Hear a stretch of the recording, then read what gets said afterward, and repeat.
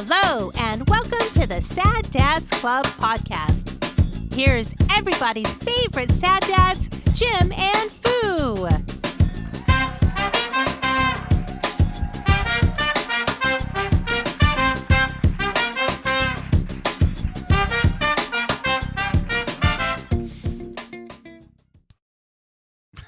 Oh my God. Is that the world's smallest mosquito that you were trying to, like, really? It flew into your palm and you're like, that was my hand clapboard. Cut, bitch. Yeah. I actually have a clapboard we could bring in if we really needed to. Although it's in the office, so who knows when the next time I'll actually be in the office. Yeah. But we can do Sad Dads Club podcast take 1. And then we don't have to do take 2 because we never do. Right. It's always, even if you have to pee. Yeah. Or everyone's along for the ride. That went a lot faster than I thought it went. When I was watching it, I'm like, what's he going to, did he actually continue the story? So I'm like watching it. I'm like, oh, so again. No. I forgot what I was saying. It was not a lot. Not a lot. This world's smallest splatter of a little girl, and then I came running out. Like, what? Yeah, you got back pretty quick. All right. Well. Hey. Welcome to the show. Sad Dads Club podcast. Number 125. 125. I'm the Lord Foo. I'm Jim. Builder of fences of buildings. I'm a driver of vans, apparently. You know, I had to. We're just going to get into this. Yeah, go. I had to drive quick down. Before I have to pee. Oh, yeah. Okay, now you're just going to have to pee in the Truly can, okay? If you have to pee, we're going to hear it right here, as long as I don't have to watch. But I had to drive down to Orange County to move my daughter out of her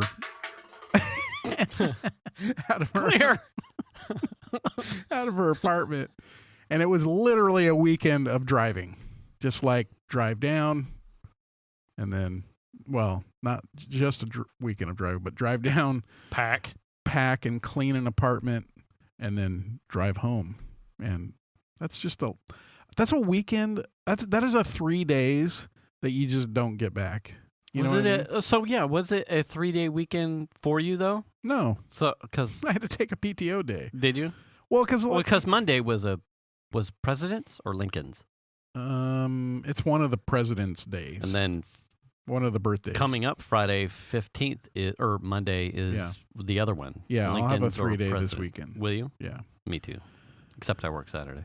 But I had to take a PTO day because we're like we have to, number one, pack up all the stuff and clean an apartment. So we're just not going to be able to do that. Like drive down Saturday and drive home on Sunday. Right. So it's like not unless you were. Yeah, taking a whole bunch of people. We would have had to like hire a cleaning crew to come in and clean it for us or something. Right. But so the three of us drove down on Friday and then packed and cleaned, and then Sunday loaded up the van and finished cleaning, and then drove home. So just like it just felt like there was no weekend. You know what I mean? Yeah. So like this week I feel very mentally exhausted. Yeah. I'd read something God, I can't remember where I saw it. But it was essentially someone's in a similar situation as like us, dads or anyone else who's long-tailed cat, house full of rocking chairs kind of thing. Lately, it was, I spend all week like so busy and burnt that by the time I get to Saturday, the moment I get a chance to like unwind and like almost like detox on Saturday, I realize I only have Sunday to do something, but I'm already looking towards Monday and the shit I have to do, that it doesn't feel like there's a weekend at all. Like you rip through. When you spend Sunday thinking about Monday, that's brutal. Yeah. It's like, or you're like pre-prepping for the stuff that it's like, whoa. Well, I mean, I think like you're I think more used to it than a lot. You've been doing it forever, which is working from home. You've been doing it for a long time. For me, it's relatively new concept. I mean, like you haven't hit a year yet. No, it hasn't even been a year. Right. But for me, like the novelty of it has sort of worn away. Yeah, I could see that. But then there's a feeling of never being able to escape your home. Like, at least before, like, I would drive up in the morning and work my day, and then I would go home, and then I would leave the stuff at work, right? All the stuff that I was doing would just get left, and I didn't give it much thought. But now I get up and I get ready and I just walk out to the other room and I work. And then at the end of the day, when I'm done, like, depending on what's going on and what I'm doing, either all the equipment stays up and running in the evening or overnight.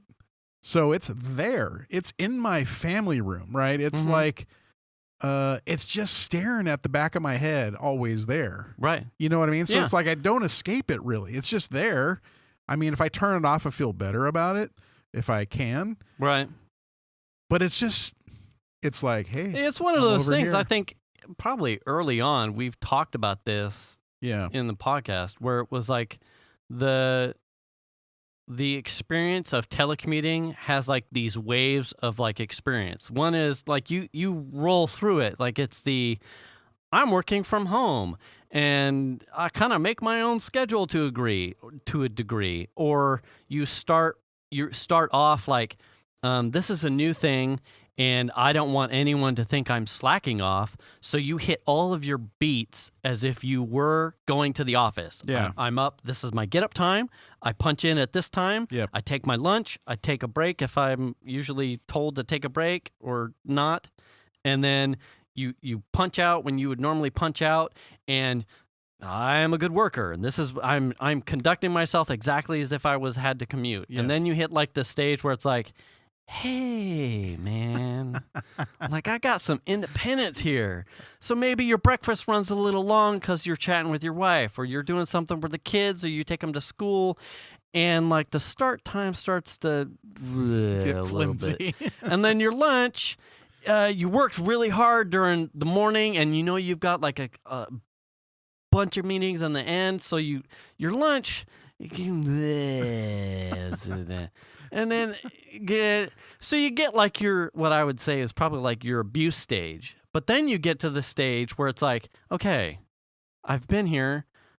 I've done this. I've done the hard work stage. I've done the loosey-goosey stage. And now you're at the burnout stage where it's like, I can't escape work. Yeah. I can't escape it. Like, this is in my house. Like, if I want to... and then you compound it with the current situation with COVID and whatnot. It's like, you really shouldn't be just going out and just shooting anything in public spaces anyway. So it's like you feel this. You're home and work. Right. And can't leave. So it's like, well, what do you do? Well, you could go fucking sit in the backyard, I guess. But the bottom line is the moment you go in to go eat something, you're going to walk past a piece of equipment. Or for my case, my home office is my entertainment place. It's like my craft place. Yeah. Getting online to work is always there. It's always on. There's no, we were talking about this with another chat, we're talking about the modem chatter, the 14.4 and the 28.8s and the 56. Oh, yeah. It was, you don't have to log in anymore. It's instant on. Yeah. You're doing a thing. Yeah. So yeah, I've been in the place, and now it's kind of like, like how do you get a break? Like right now, it just feels like you don't. And then also it's like I'm kind of like what you're talking about. Like the first stage, that's just kind of how I am. You're talking about where it's like you kind of start working at a certain time. Yeah. You start working. That's how I'm made. So it's like I'm trying to adhere to that still. Yeah. I'm not saying that there haven't been days where it's like, oh, I need to go run an errand or do something like that. Right. If I was at the office, I would never have that opportunity because there aren't many places where I would need to go run an errand. You're not going to do I'm an hour 10 away. to 15 minute honeydew list up in Grass Valley. Exactly. But I mean, so for me personally, I'm trying to adhere to that. And it just is like, now there's times where like my manager messages me and it's like 7:00 in the evening, where I would have already considered myself done for the day. Right. Blah, blah, blah. And I'm just like, well, now I feel obligated to message Engage him back. work Whereas stuff. if I was at work and had worked my day and then gone home and got that message at 7, he would have just waited till the next day. But I'm at home working with from the home equipment, with the stuff. Right. So it's like there's, I almost feel like the expectations have changed a little bit. Like almost like now more is expected from you to a certain extent. Yeah. You know what I mean? Oh yeah. That's why it's I can't. Did you see the thing that I had? Oh yeah, you might have been in the last 24 hours or so. The Salesforce, what is it? Chief Person Officer. It was some title I had never heard of. Okay. It was like a warm fuzzy thing, basically saying how they're going. If you're working from home, we have no plans to pull people back into the office because the dynamics of the workday have changed. And so when you're someone when you're a 9 to 5, 8 to 6 kind of shop where you have the expectations of you come in, you do a thing, and you take a lunch, and then you go home. And your business model and your support model is built off of that. And then through no fault of your own pandemic, you are forced to displace your employees to remote or home telecommuting situations, and you don't revisit, exactly as you're saying, the expectations of, okay, support and managers and team leads and the bottom rungs all need to be, okay, like, let's reassess. Yeah. Your day goes from here to here, and if not, we need to come to grips with that and set the new expectations, because we can't keep running head in the sand about Joe Schmo works 8 to 5. Yeah. And if you're going to continue, because the bottom line is on paper, exactly as you're saying, that doesn't, whereas before when you go into an office and you punch out and leave the office, your mentality has changed because you do not leave your office anymore. Right. So even if someone says, well, Jim, you don't work at 7 o'clock. Prior, you could say, I know, and I'm not worried about it. Yeah. But now you can't unsee it, because when you look to your right and left, your equipment or your VPN or whatever kind of position you're in, it's right there. Yeah. So you can't be like, I want to carry the same mentality as I'm done with. If you have the mental fortitude of a fucking piece of granite, well, then congratulations, you can do that. Yeah. I've been doing it for almost 20-something years, and it's still a struggle. Well, the other thing too is that the desk/office space that I use, that is like, that would have been like, normally that would have been a space where I just sit down at the computer and screw off. Yeah. You know, hit YouTube or blah, you know, read email, whatever it is. Yeah, all that stuff. But now it's associated, because I'm using the same space. Mm-hmm. It's associated now with work stuff. Right. So it's like there's the escape of being able to get at the computer and just using it for personal use and whatever. That is not there, because instead of now being a personal space, it is now workspace. Right. You know what I mean? Yeah. So I don't know. It's an interest. I think there are a number of entities, businesses, small and large, you know, all alike, I think are going to have to come to grips with, because the like break glass type of situation where some businesses have adjusted to telecommuting, I think you're probably at the end of that as an excuse for not addressing mental health, workplace communications, as far as expectations. Yeah. Like, okay, listen, while we would like to have people in the office, or in my situation, you know, people were supposed to start coming in to collaborate and work on projects and whatnot. It's like, okay, we still, in California alone, I just saw a stat that roughly 10% of California residents are vaccinated. So we've got a long way to go before probably even my workplace says, come on back, for the people that go into office, come back into the office. Yeah.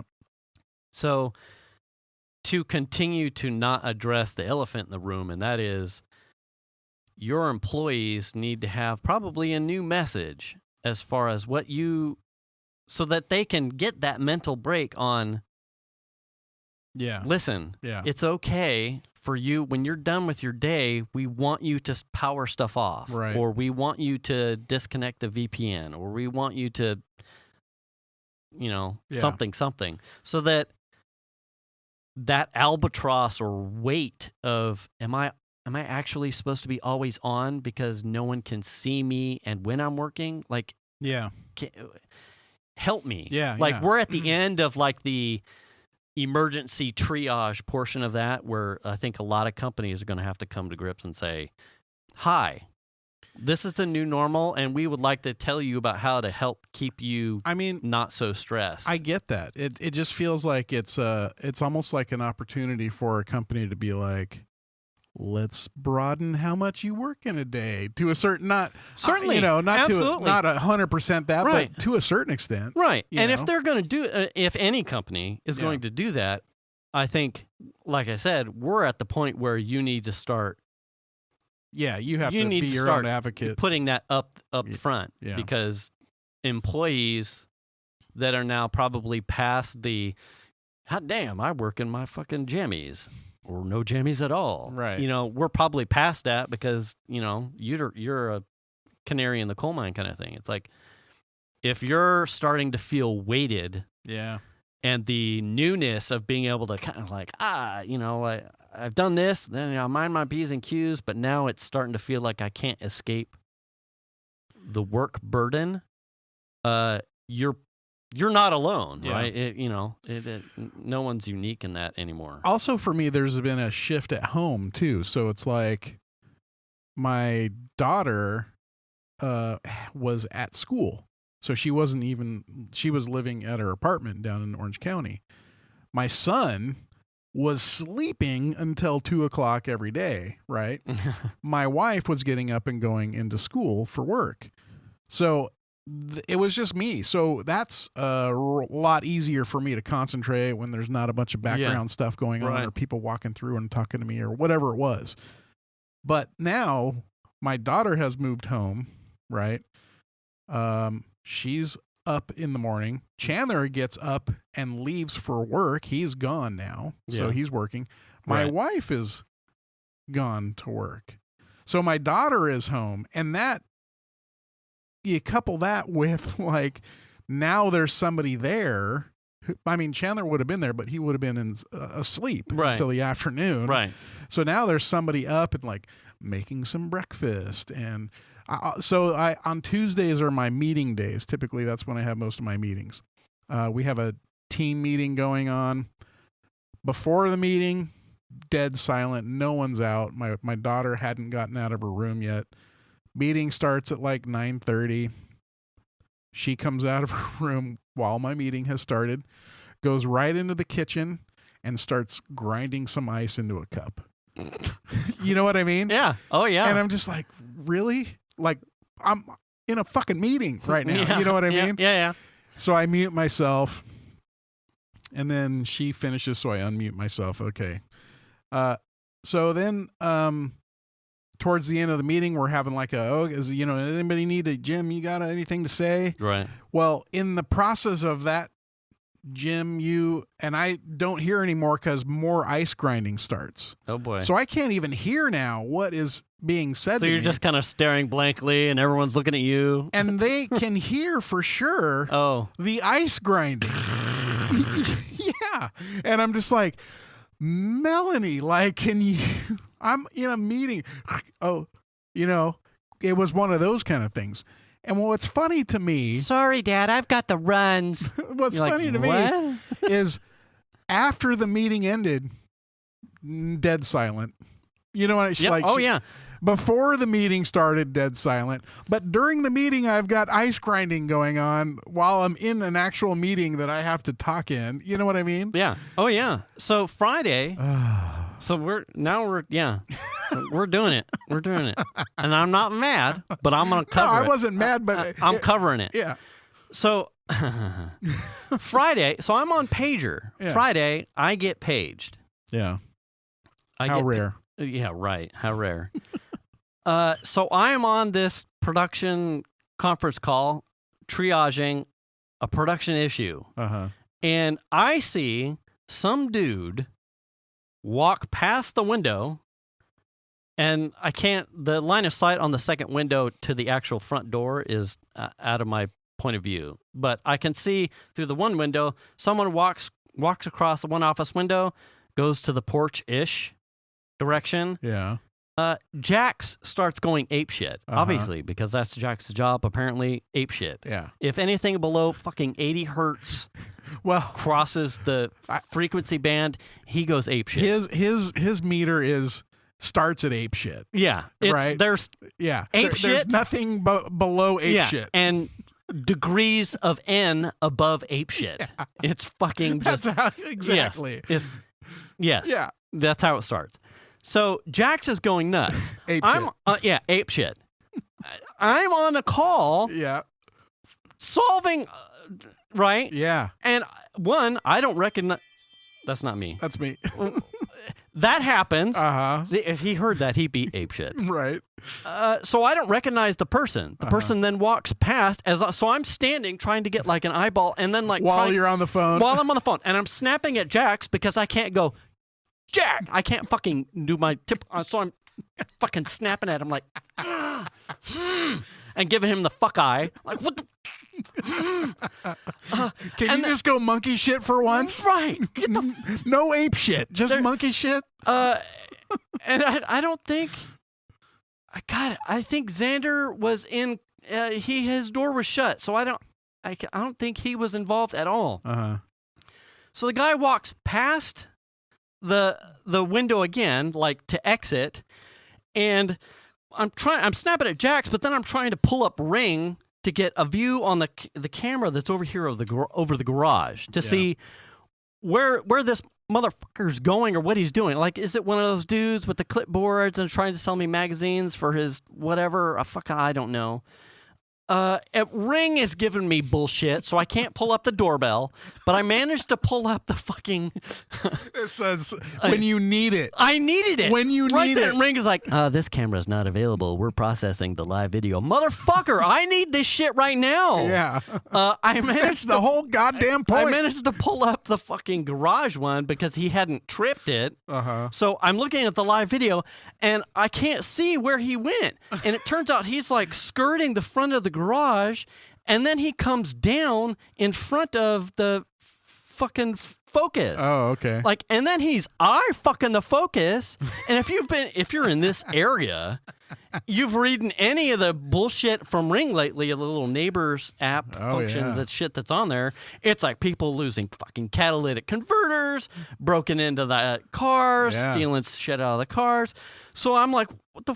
Where's one? There's from that camera angle. There are no cars parked on the street. Oh, so. It's not a delivery guy. Where the fuck is this guy coming from? It's not FedEx or UPS or Prime. It's not a delivery guy.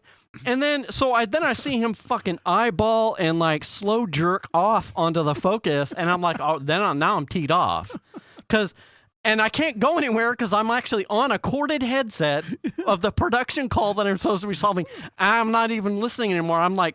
Fucking You're white so noise. Fucking it's irritated. like Rings showing me like crime porn on my fucking phone, and Jax is like going up and down and back to the front door, ape shit, like, and I'm like, in the meantime, the guy's humping your bumper. Yeah, oh my god, dude. And then he like walks off towards dog-hating neighbors area, and I went, okay, all right. Don't snap your leg in the hole, bitch. Yeah, God, fucking, Go take a look at that. They got some punji sticks in there. Hope you get tetanus, asshole. So I sit down. Yeah. And I'm like, they had deferred off of me for needing anything. So then I'm like trying to like re-catch up on like the headset off. I mean, and this whole span is like a minute to 2 minutes max, but like I felt like I had missed an hour of the conversation of what was going on with this one server. And I'm sitting back down and everyone is calm, and then I see a motherfucker comes back and he crosses the window again. I'm like, are we doing this again? Like, what the fuck? Jack had just laid down, and then the guy like scuffed his foot or something on the little boards, the boardwalk thing. Jack's ape shit. 11 out of fucking 10. And at that point, I'm like speaking. I'm like, well, okay, so if we're dealing with a memory issue, if the memory issue, there could be a swap. My dog needs a memory swap. Fucking IO on the. Hold on a second. Mute. And I'm like looking back. I don't see him at the door, and I come back and stand at the desk, and I see a motherfucker's walking off with the one of those lamps with the it's like a standing lamp. Okay. Standing lamp with the halogen bulb. Yours? Yeah. Well, I presume it was fucking mine. He's stealing a lamp off your porch? I had no idea. No idea. So I'm like, oh, okay. I gotta go. I'll be right back. I'm not still on the call. Then I'm like, what happened? Like, what the fuck is going on? And then I send a thing to Venus. I'm like, my presumption at this point, because obviously the lamp was ours. Venus has been on it as far as like cleaning stuff at Goodwill and putting stuff on Facebook Marketplace, whatever. At that point, it was a Facebook Marketplace. I'm presuming, without confirmation, that Venus had put the lamp for sale for somebody, and then put it on the porch. Like, come get it on the porch. Failed to mention it to me. I work here. Yeah. Jax is ape shit on ape shit. Just happened to be you were on the call at that moment. And I happened to be on a call. Yeah. She obviously wouldn't have known that. However, everyone in the house knows that I work here. So I sent her a thing. Like, I was hot. I was fucking pissed. Yeah. So, at the time I was pissed. Okay. I'm like, in the future, should you happen to be selling something, and leaving it on the porch, just give me a heads up, because some motherfucker made two passes at the porch, all the while like slow cock looking at my fucking Focus. I thought I was gonna have to kill a bitch. If there's any ball drag marks on my car. And then it just turned out he wanted the lamp, which is fine with me. Take the lamp. And then she didn't apparently get it, and the first thing I get from Venus was like, "You want donuts and coffee?" And I went, "No, thanks." But that would go a little ways to make up for it. And we went the better part of the day with her. Apparently, she never saw the text. Oh. Went the better part of the day where like I was like fuming from my Maybe eyes. it's better that way. Fuck. And so then the kids, once the kids had got home from school, they were looking at. I think they were on like a FaceTime call with one of Piper's friends, and they're looking at TikTok meme shit. And my son is like me on a phone call. In video games. He is ape shit volume without knowledge that he's ape shit volume. And that feeds into Piper. So whatever they're listening to or dealing with or watching with a friend, it's hilarious. And he's dying. And if you had walked out your front door, you probably could have heard my son because he was laughing at ape shit octave level. And then my daughter, she's laughing. Piper's laughing about it. Ha, ha, ha, ha, ha. Venus comes down the hall. I have been paged, so I am working. Venus comes down the hall, and she puts her head in the room. She's like, "Your father is working. You guys need to tone it down. Tone it down." And I hear it. So I'm like, fucking thank God. Right. Wife gets it. Yeah. Although at the time, she still was like dodging, as I thought, she was dodging the fact that she had... Some dude had miraculously... The Facebook Marketplace conundrum. Yeah. The lamp had disappeared, and yet she had not addressed it to me at all. Like, this was the one thing that Jax had never gone apeshit about magically. Yeah. So we haven't talked about it yet. So I'm like, fucking thanks. Except she walks away, 30 seconds later, they hit another funny haha, and my son is laughing his ass off, and still on the call, and he starts, I think they hit the end of whatever it was they were laughing at. He picks up his backpack, and he starts walking down the hall, and I had gotten up because I had to shut my door. And as he's walking into his room, I think I assassinated him with my eyes. Like, he's like, ow, shit. Fuck. Oh, damn it. What am I holding here? Oh, it's my innards. Why is my neck and face burning? Damn. I was like, fucking, I ended up having like, I told Venus later, I said, hey, I'm not mad right now. But I was earlier. But I did. It was exactly that. I'm like, I was pissed earlier. Yeah. Like, I sent you a thing, and then you're like, you want donut and coffee? And I'm like, so you're either scared to approach this conversation with me, or you're completely ignorant about the situation that happened where you fucked me because I work here. Yeah. And she's like, I didn't. Oh, and then she felt bad. Yeah. Obviously, she felt bad. But it was like with the kids having to do school, there is an understanding that during the daylight hours where they're on Zoom calls dealing with classes and whatnot, they are afforded everything and anything to make sure that they're not distracted. But the dad, the thing that pays the bills, pays the bills. Yeah. There's literally none is too powerful.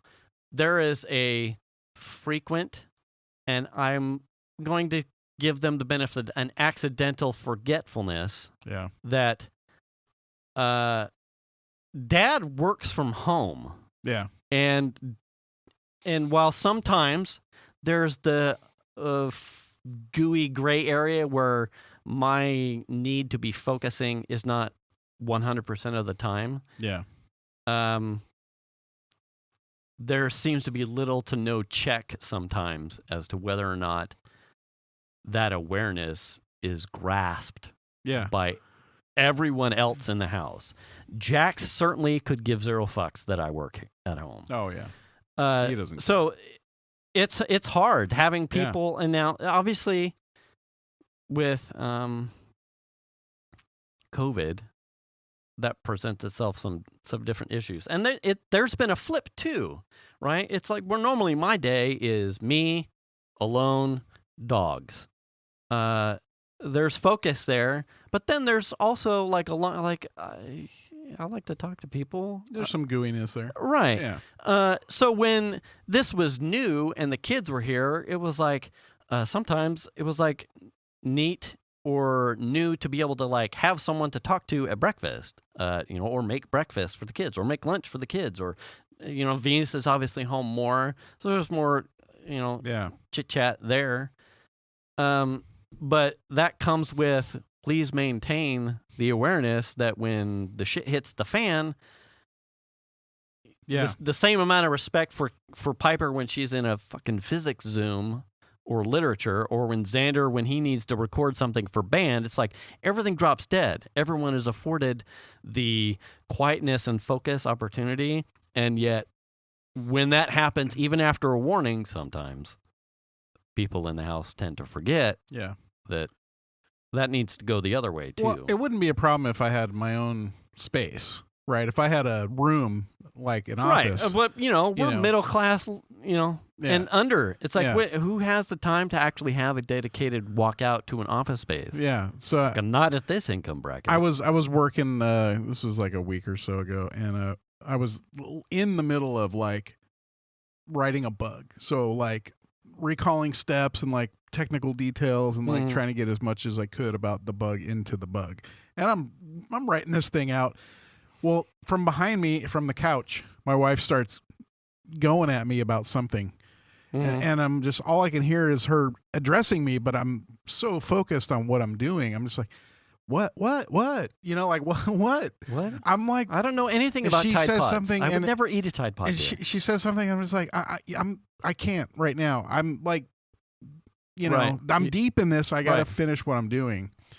And I mean, I felt bad about it at the time, but at the same time, it was like, it was important. It was a very important thing I needed to finish writing. And the concentration level that I get at the office to write something like that versus sometimes at home are totally different. Yeah. You know. And a lot of times too, like Venus, I think Venus can read some of my like eyebrow things. I'm irritated right now. When I'm like, a lot of times it's when I'm knee deep in like and I don't write bugs, but like a response to something kind of like, you know, problem analysis, root cause analysis kind of concentration. Stuff. Where I'm working on something deep, if it's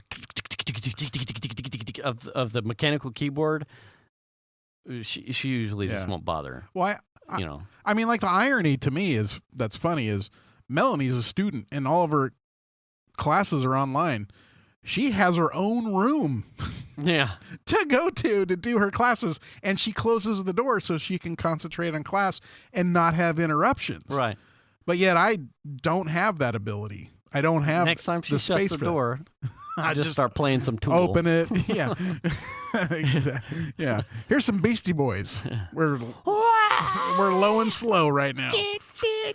Yeah. Yeah. You like License to Ill? Yeah. Here we go. You little sabotage. That's right. What are you learning there? Wow. Hey, you know what I learned yesterday? You know, so you turn on the air compressor with the, well, anyway, propane. You know what you can convert to? Dad. Oh, you're in class? Or just like kick the door open and like eat a bowl of cereal. Yeah, it just. And then when she looks at you, just like, what? You got problems? Yeah. What's the deal? Anyway, I mean, she was upset the other day because she wore this. She got this like knitted hat that's got mushrooms on it. Oh yeah. And she was wearing it, and she wore it in her Zoom class. Mm-hmm. And towards the end of the class, her professor was like, "I'm going to call on somebody to do something." And she goes, "I'm going to call on you, Melanie, because you're wearing this hat, this cute hat," which was hilarious because she thought twice about wearing the hat to class.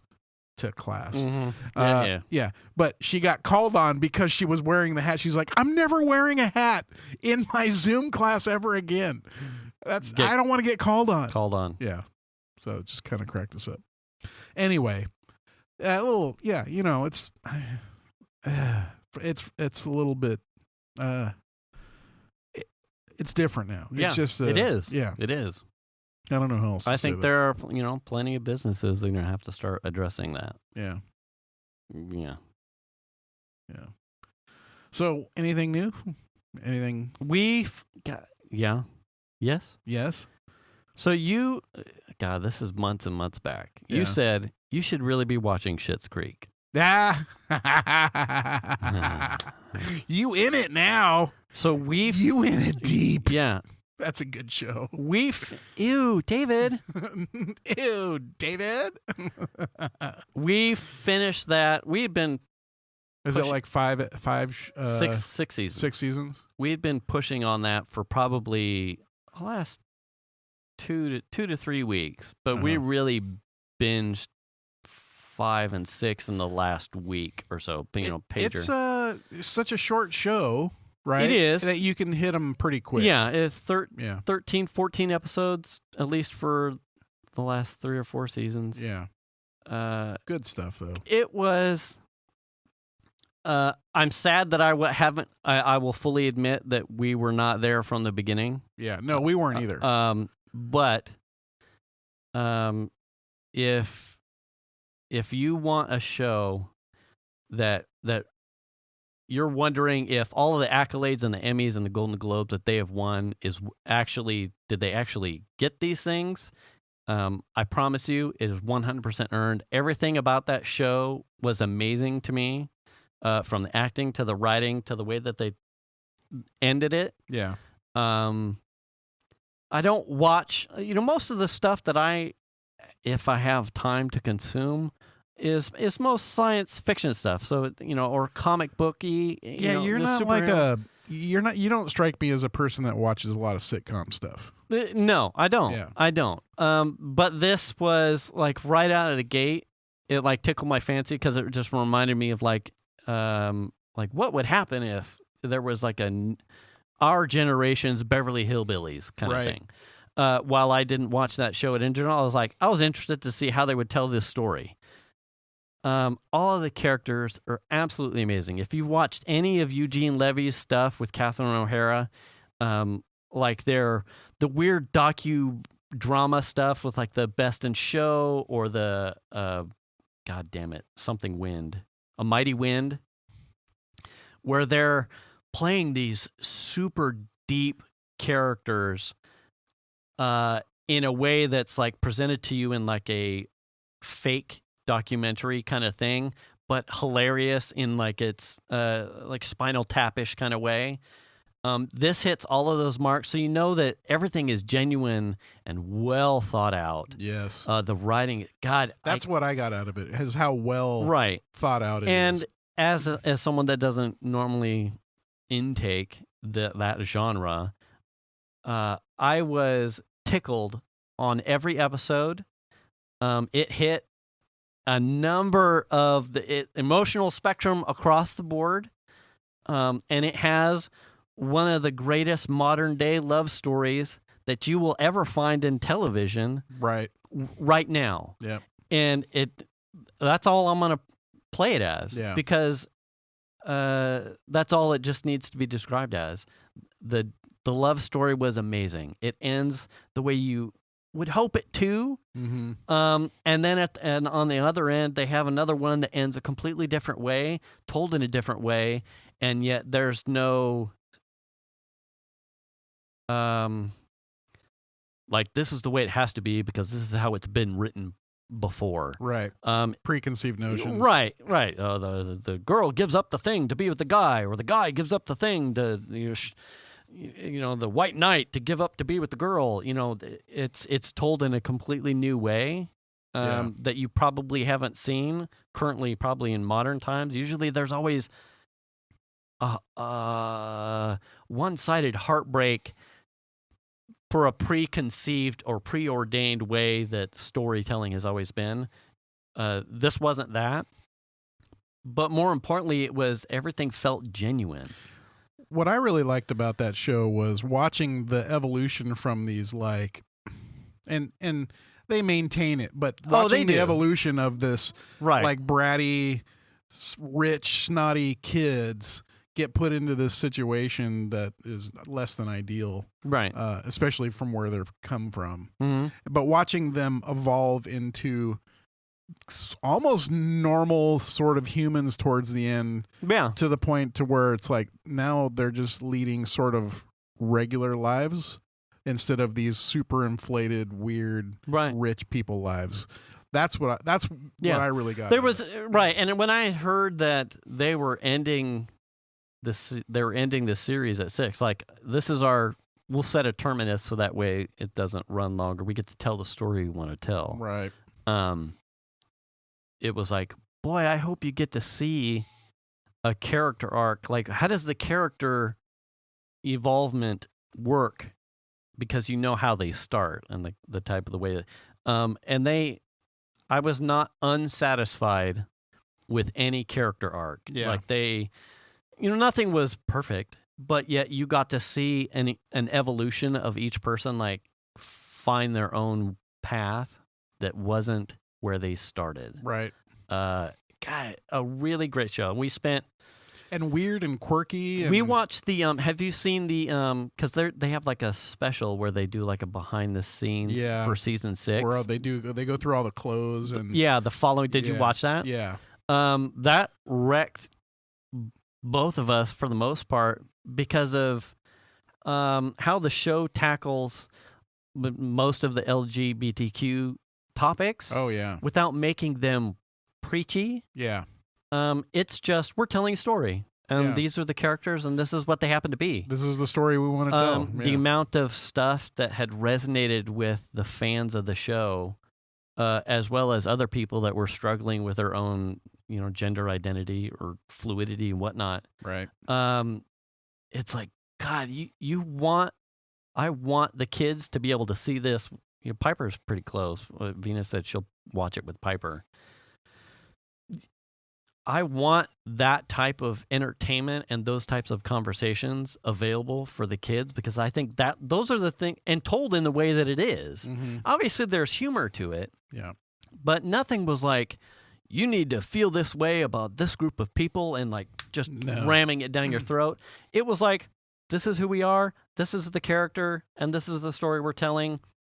Take it or leave it. Take it or leave it. Yeah. We're not going to explain anything to you, and we're not going to try and change your mind. We're just telling a fucking story. Yeah. Hi. Either you want to watch the show and enjoy it, or you don't. And, but we're not going to try and, sorry about that. We're not going to try and change your perspective. You're just watching the story that we're telling. Yeah. There was, we went looking for the, because they did, I think the bulk of the cast ended up doing like a Pride March at some point.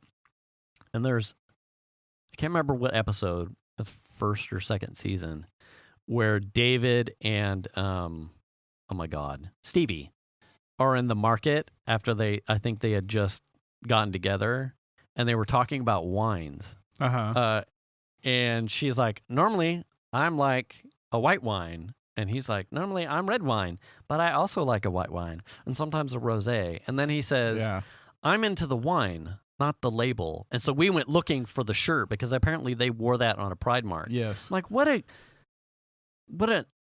great way to send that message, to communicate. I'm into the wine, not the label. Right. So fucking deal. Like, just so many aspects of that show were very well done. Oh yeah, absolutely. So if you haven't seen it, Netflix, definitely we recommend it for sure. Absolutely. Sad Dads recommend stamp of approval. 100%. Yeah. Well, I'm glad you watched it. You'd talk about it every once in a while, and I remember you'd said something in Discord or the Hangout or something, and I turned to Shane. I'm like, oh, they're into it now. Oh, fucking yeah. Oh yeah. Oh yeah. Yeah. And it was interesting too. So from our perspective, because I hadn't really consumed. I think in like passing, I had seen this last year that they had won a ton of Emmys or golden whatever awards that they had. So I knew that was back there. So I knew it was like, wow, okay, so they're doing something here. But I hadn't really consumed any media chatter about it. So after like 2 or 3 seasons, Venus and I were like picking up on like some of the idioms, like "Ew, David," or "What the fuck." The classic for us is the show where she gets the bike from Mutt, her boyfriend. Oh yeah, he buys her that bike, and she doesn't want to ride the bike, or she doesn't know how to ride a bike. She's like, "What is it?" And David's like, "I think it's a bike." Yeah. So, I mean, just the whole thing that we can watch that show over and over, and it's always funny. Yeah. So it was interesting to see that some of the things that they were writing about, that we didn't know were, if you were an OG fan, I guess I would say, you were like, those were like memes almost. Yeah. And so we're running around the house doing the "Ew, David." Oh yeah. All the little quickie things, and then to find out, I think I had watched. Because they were doing a tour, and I'd seen like an audio snippet of Dan Levy. He's like, and he said something like, "If I'd have known that that when the popularity of the show would catch on so much that I would then start having people come up to me going, 'Ew, David,' I probably wouldn't have written the line that way." Right. But he's like, shit happens, He's like, it's funny. I'm glad the fans love it.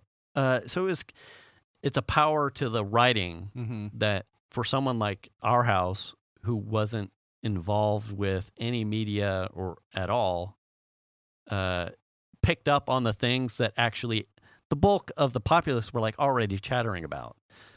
Yeah. Anyway. The girl that plays the waitress at the that's she's a Levy too. Yeah, she's that's her dad and son or brother. Yeah. I mean, it's just interesting how they cast it all and how well it worked. Yeah. Really, really enjoyed that show. We were so to loosely talk about Mutt.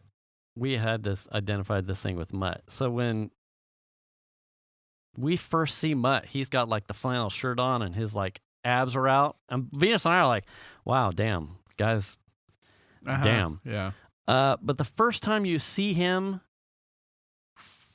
fully no top, we had problems. We're like, nah, we're not into that anymore. He had like almost like a sunken chest type of posture. Oh, really? And he was so lean. He had no meat. He was just like low body fat percentage. I don't think I paid attention. We're like, no, not into Mutt anymore. Mutt's not a hottie. We can't stand that. He just had really good abs and low body fat percentage, so you could see he was shredded. But the moment you saw the top part, everything outside of his top, he skipped pec day. Yeah, he had no chest, just nothing. And then he carried himself like a. I'll let you write to him. Steve, no thanks. Can I get a picture? I just need to verify something. The vet was always better. As soon as he grew his beard, too, he was better looking. He was a better choice. That was just a good show in general. Yeah, good stuff. How are we doing on time? 51. Oh, damn. Okay. All right. Anything else? Yeah. So the fence. Oh, we're heading. So I have leftover fence to do. So to finish the back front stagger. Yeah. I literally went to Home Depot and Lowe's yesterday. No one has pickets. Nice. So the thing that I was actually scared about happening. Yeah. That I avoided because I went early. Yeah. And because I was on pager, I couldn't go over the weekend to get more pickets.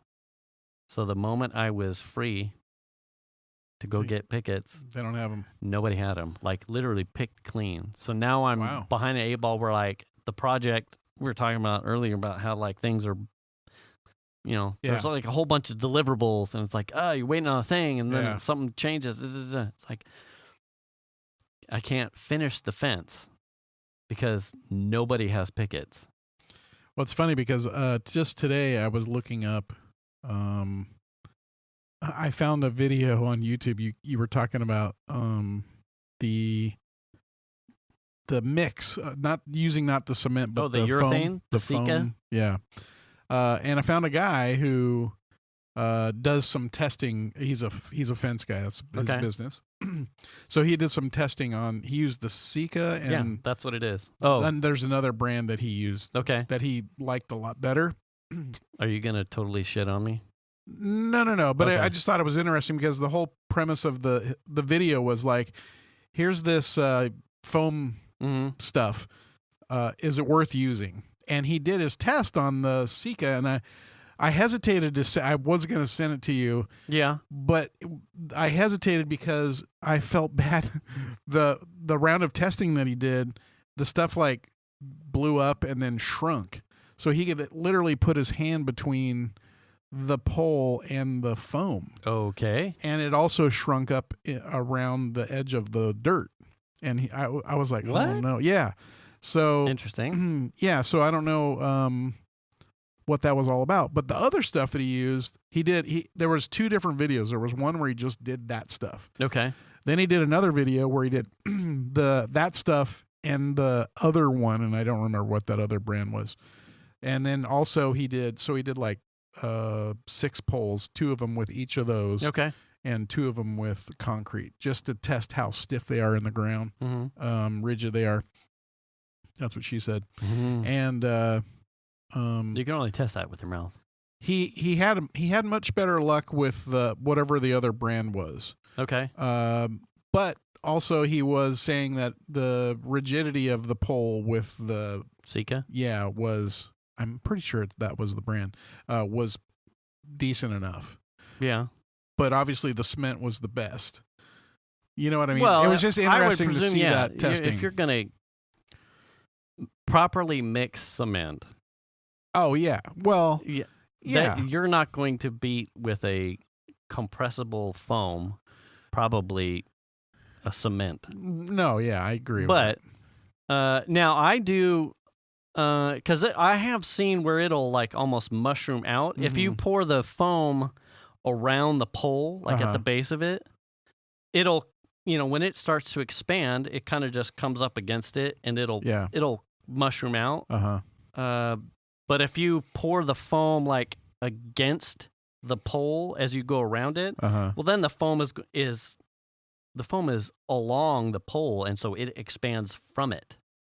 So that prevents like a mushrooming out or like a compression against it where it doesn't really stick to it. You just pour it against the pole.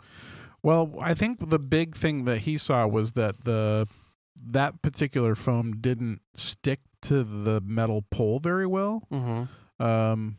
I don't know. I don't know if you've had that, if you've seen that. No. But he was actually showing, oh, look, I can put like a couple fingers down in between the crevice of where it blew up and then kind of like receded a little bit. Yeah, I could. Now, I haven't seen any recession.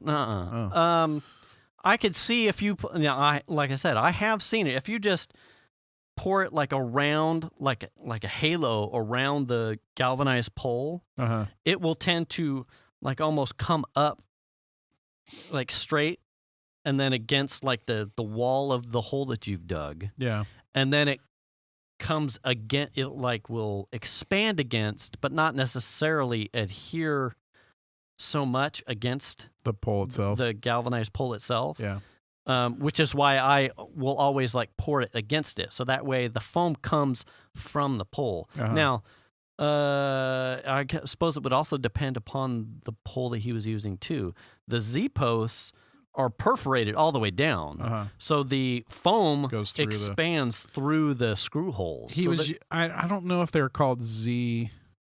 There would be no way for the post to not have it had holes in permeation of the foam. Yeah, certainly if you're pouring it on the pole as it goes down. The first set didn't look promising at all. The first two that he tried in the first video.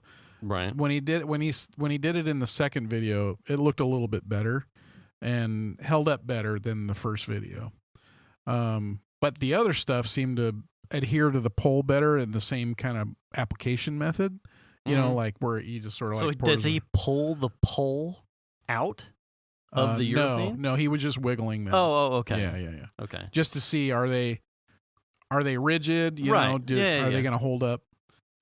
It was just an interesting couple of videos. I'll have to forward you the links. I sort of got to it later in the day, and I was like, I don't want to like, Jason, your shit's gonna be fucking blowing over. You know, I didn't want to do any. I stand make you feel bad. 100% still behind it, and it's no. I mean, if you find that they're rigid or whatever, and you know they're solid, I don't think that's a problem. I don't think it has the. I would be honest in saying it doesn't have the rigidity of like a reinforced concrete.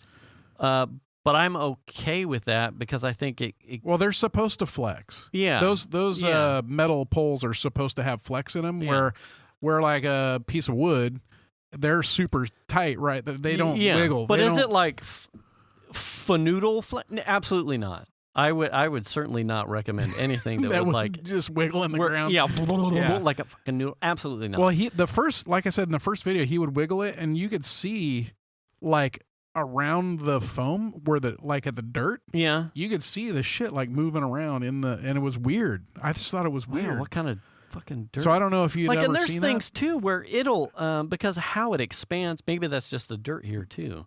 How it expands, temperature. I mean, it could have been a bunch of things. It like will like almost adhere to the sidewall of the hole that I've dug. So there's no. I mean, it could have been just a moisture content of the dirt. It being overly moist. Could have been. And then the water makes it sloppy. Yeah, or something. I don't know. I just thought it was interesting. Yeah. I'll have to send you those videos. But it was definitely worth it for the time. Yeah. Well, I got to make a gate, right? And we talked about this.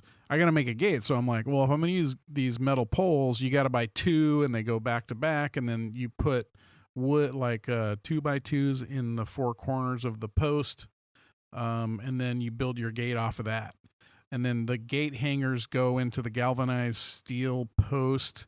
You like drill holes and like there's gate hanger that goes in there. Mm-hmm. And then use the metal. It's much harder to do it that way than it is to just use a 4x4 post. And, like I said, well, you know yeah, what I mean? like I said, with Yeah. mine, I didn't want Yeah. the metal post for a gate was like unavailable to me and wasn't something that I was gonna. So I did the Z post attached to a 4x4. Oh, okay. Well, the way that these, I forget what the name of the product was that he was using. Was it a prison?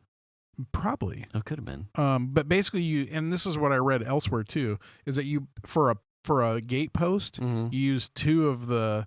They're shaped like a hat. It's sort of like flat, and then it comes up like this, and then goes across, and then goes down. And it's Yes. flat. Okay. Those so are you the use, other metal types. Yes. Yeah. So you use those. Use two of those, like with the hat facing away from each other, Okay. and then you put them together, and then they get connected together, up and down the pole. Okay. And then on the pole where you now have notches in the corners, Right. you put a 2x2 in each one of the corners. And so now you have wood Right. to put other boards and stuff on. And then if you're going to hang a gate off of it, you actually put a hole in the metal pole. And then there's like these gate hangers that go in there that Holy God, that seems way complex. has like a hook, and then your gate swings on that hook.